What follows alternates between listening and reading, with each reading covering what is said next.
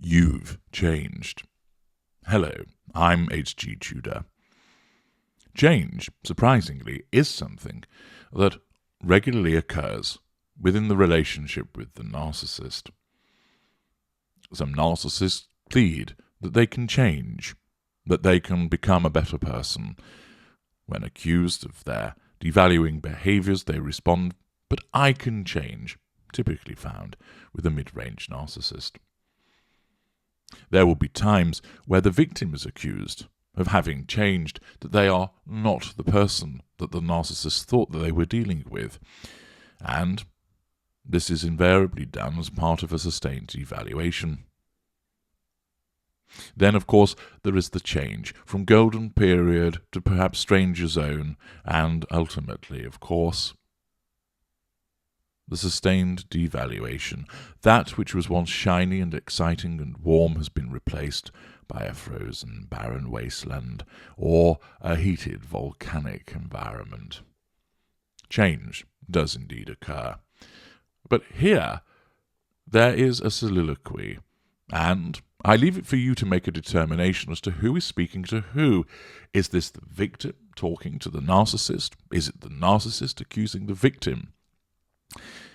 Listen and see if you can identify if this is the plea of a hard-done-to victim who is mystified as to what has occurred, or whether these are the manipulative accusations of a narcissist, and if so, which type of narcissist do you think it is?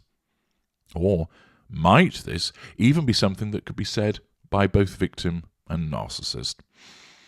Tune in, listen carefully, apply your learning, and do share your observations in the comments section. You've changed, and I don't know why. Have I done something wrong? Have I done something to offend you or upset you? Why have you changed? You aren't interested in me anymore. Once upon a time you would sit in rapt attention as I explained things to you, as I told you about the things I had done, the things that mattered to me. I thought you liked them too. You seemed interested, and it was a genuine interest as you asked me questions and admired me for what I told you about. Do you remember those conversations? I do. Though I must admit there are days when they seem such a distant memory to what we have now that I wonder if I made them up or dreamt them. Those afternoons where we lay in bed, the world so far away from us, as we held one another and made plans. The world was ours to conquer, wasn't it? We made such grand plans, you and I, with nothing to stop us or hold us back, except ourselves. How have we come to be so far apart? Where did it go wrong? How did these changes happen? What caused them? We were united as one. We didn't know where one of us started and where the other ended. We were entwined. I was happy. I thought you were too. You seemed happy. Tell me you were happy. We did everything together. I never wanted to be anywhere other than by your side. You completed me. I completed you. Two halves at long last united. Two lost souls who were wandering through the wilderness. And then we found one another, and all became wonderful. I didn't dare to believe it was happening at first. After so many had failed, those who offered so much yet turned out to be pretenders with nothing but failure dripping from those promising lips. How I yearned to find the right one. And just as I had almost given up all hope, along you came, my saviour. I knew from the moment I saw you that we belonged together. I could sense it, and that first kiss, well, I can still feel the tingling up and down my spine even now, after all this time, after everything that has been said and done. Why did you change? I did nothing wrong. I gave you my all. I believed in us, but perhaps I have let you down. Perhaps I have failed you in some way. Is there another? Is that why your eyes no longer shine when you look at me? Is that why your special smile has not been seen in these parts for too long? Do my tales and stories bore you now? Does the retelling of those famous tales grow stale? Perhaps you have found someone else, someone who gives you what you want, someone new and exciting. Is that it? Is that why you have changed? Have you found sanctuary in the arms of another, and now you have become malleable in their hands as you once were in mine? Do you remember how you said that my touch brought you to life, and how you had merely existed beforehand? Do you remember taking my hand as we walked mile upon mile, never faltering from having something to say to one another? How we used to talk. Now I'm lucky if I get a sentence from you, as you take refuge in a monosyllabic citadel, seeming as if you are more content to reside there than with me. Your words used to flow, enchanting and marvellous, and how I delighted to hear what you had to say.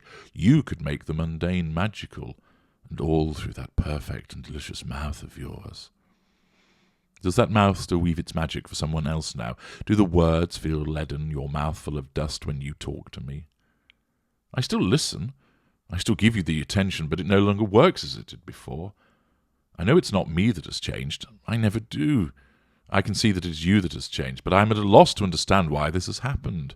Believe me, I have spent long hours working out everything that has been said, what has not been said, and all the acts and omissions. I have played them, replayed them, and chopped back and forth like some detective analysing CCTV footage in the hope of finding that one clue, that one lead, that certain something that will allow me to understand how we lost that certain something. Is it that you want me to change? Do you need me to transform into something different? Is that it? I'll be whatever you want me to be, if only we can have what we once had.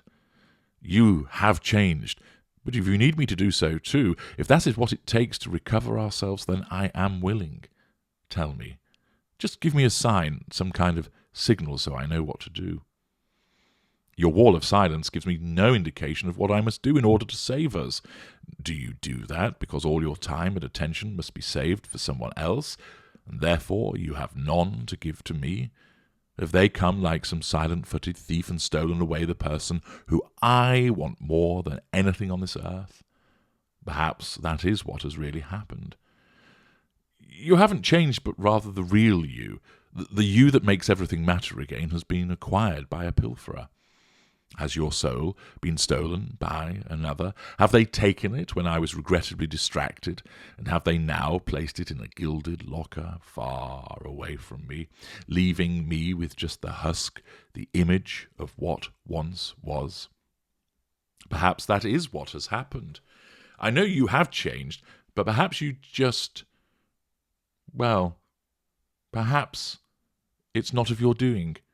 Maybe an outside agent has influenced you, brought about this alteration, neither seeking nor obtaining our consent to this heinous act.